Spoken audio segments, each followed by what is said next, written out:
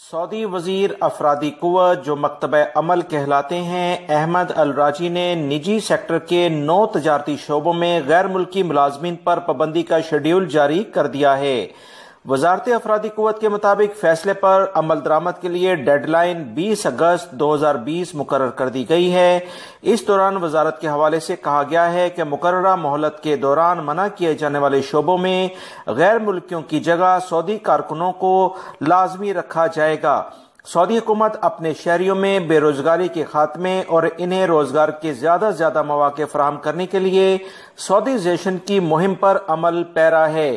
مزید اس بارے میں جو تفصیلات آئی ہیں کہ وزارت افرادی قوت کی جانب سے نئے فیصلے کے مطابق قہوہ، چائے، شہد، چینی، مسالہ جات، پانی، مشروبات، پھل، سبزیاں اور کھجوریں فروخت کرنے کے تمام کام صرف سعودی شہری کریں گے۔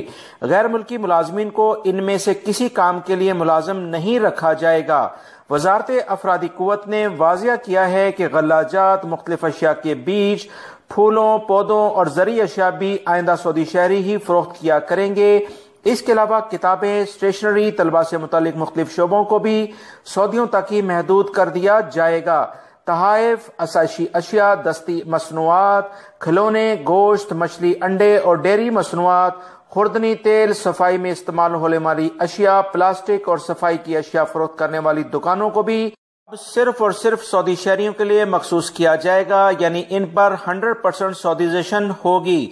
اگست 2020 سے یہ سارے تجارتی کام 70% تک سعودیوں کے لیے مخصوص کر دیے جائیں گے۔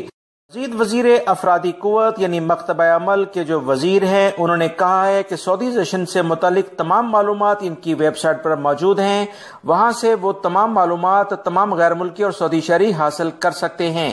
وزارت افرادی قوت نے مزید اعلامیہ جاری کر کے تمام غیر ملکی اور سعودی شہریوں کو کہا ہے کہ اس بارے میں خبردار کیا جاتا ہے کہ اس فیصلے پر عمل درآمد کو 100% یقینی بنایا جائے گا اور جو بھی لوگ اس کی خلاف ورزی کریں گے ان کے ساتھ سخت قانونی کارروائی کا انہیں سامنا کرنا پڑے گا اور بھاری جرمانے کیے جائیں گے۔